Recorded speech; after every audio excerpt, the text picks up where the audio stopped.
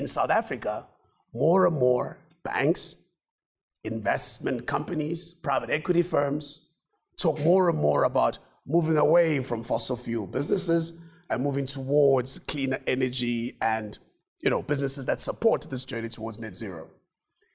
To many, it feels like an event. It feels very sudden. It doesn't feel like a transition. How does one actually make, especially as a financial services player, let's just talk on capital allocation. How do you make an informed decision about what ought to be your strategy when it comes to this journey towards net zero? So on the one end, people go, no, we will continue to support so-called fossil fuel companies, and maybe at some point in the future, we'll end it. Others go, 2025, 2027, we are done. Don't come asking for money, you're not gonna get it. What's your view that, and where does the right decision lie? Yeah, and look, I think the biggest issue that is there at the moment is that the sector is really struggling to articulate the trade-offs that they're making. Again, going back to the data piece. But if you're financial institutions, if you look at your emissions profile, it's 99% of your emissions are tied to your investment. So if you're a bank which has made a commitment to net zero, and all of the 4 large banks in South Africa have made commitments to net zero by 2050, the only way that you will achieve that is if you find a pathway to decarbonize your investments over the next 25 years, 27. And so that means that you need to understand the baseline of those emissions. You need to understand the sectors where you're invested, the way that that is split. You will have natural decarbonization that will happen because you've got certain industries that are certainly, actively decarbonizing. You will have others that will be natural, investments where you want to increase. And so you need to understand at that sectoral level, what are the types of targets that I might need to set myself? How does it fit in with the national policies and national commitments? In South Africa, we've got nationally determined contributions that we've committed to globally in terms of how quickly we will decarbonize. And ultimately, you're also probably going to have to stay invested in some of the corporates, if I can put it that way, that have high emissions, but at the same time are defining their own transition pathways. And I think that's where that trade-off becomes difficult. So, in a South African environment, lots of discussion around certain companies that contribute extensively to our emissions profile. The reality is those companies have got their own plans. Some of them may be more robust than others, looking at how they can repurpose their assets, their skills. Obviously, hydrogen economy is a huge potential opportunity if we can align the policy environment with the technology and make sure that we have that enabling environment.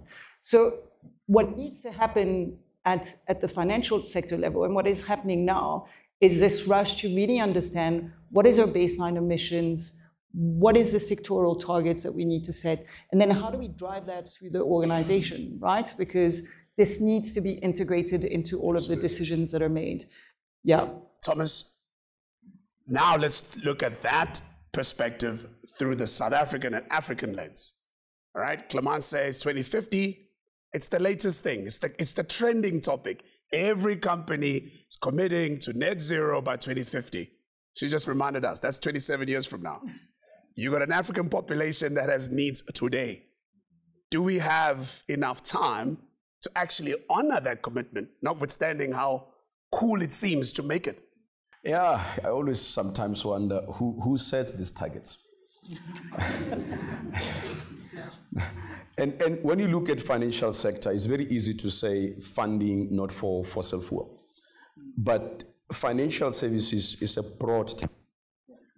If a company in fossil fuel is still banking with you, on the other side, you say you're not funding them. What are you saying?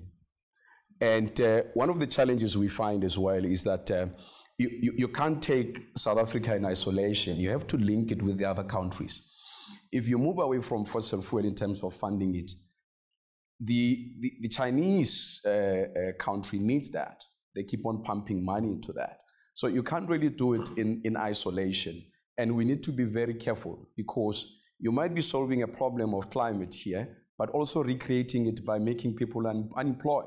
And then what happens when people are unemployed? You've got illegal mining. You're going to have all these funny things happening as well. So it's not just about going in and saying no more funding. It's about coming back and say systematically, when I pull this lever, what damage am I going to cause that side? And make sure that you've got the balancing act. But just to come in and say no more funding, I think for me is problematic. It needs to be a journey. And I also believe that we need to, not associate it closely to what Europe wants to achieve, because they are developed, their problems are different, all right? We've got huge unemployment. The last thing we need is to then go and increase that unemployment rate, and then you've got other things that we did not intend to happen also affecting us. So I need to be very careful. It needs to be collaborated, and it can't just be a smash and grab type of thing. It won't work in the continent. When I travel in Zambia and you look at some of the mines that we go to, people are looking on the ground. How do I take copper? How do I take lithium out of the ground and sell it quickly and go provide for my family? You understand what I'm saying? So those are the things that people are focused on. So as a bank, you can't look at it at a tower level. You got to also be able to take some of the guys who do this modeling, who make these decisions, to walk the land of the continent, to understand what is on the ground. Otherwise, you're going to make wrong decisions in the high towers, like we always do.